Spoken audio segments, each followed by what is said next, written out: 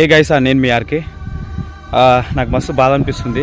బాధ అనిపించే సంఘటన ఏంటంటే, నిన్ననే ఇంటర్ ఫలితాలు వచ్చినాయి. ఇంకా ఈ రోజు నుంచి ట్రోలింగ్ స్టార్ట్ అయిపోయింది. మా పిల్లలకేమో 460 మార్కులు వచ్చినాయి, మీ పిల్లలకి ఏంది ఫెయిల్ అయిపోయారు, 250 మార్కులు వచ్చినాయి, 270 మార్కులు వచ్చినాయి, ఇట్లా అది ఇది అని చెప్పేసి నెగిటివ్ కామెంట్స్ చేస్తున్నారు.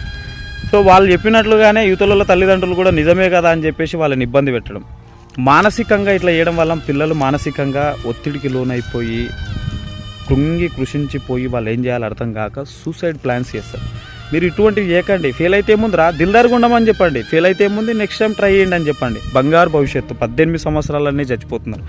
ఎందుకంటే హర్షిని చూడొచ్చు, భార్గవి చూడొచ్చు, యశ్విని తర్వాత నెక్స్ట్ వచ్చేసి సాయి తేజ. సో ఇట్లా చనిపోయారు. సో ఒక్కసారి అర్థం చేసుకోండి. మీ పిల్లల్లాగానే వాళ్ళ పిల్లలు అనుకోండి. మీ పిల్లలైతే ఒకవేళ మీరు అట్లనే ట్రీట్ చేస్తారా? ఆలోచన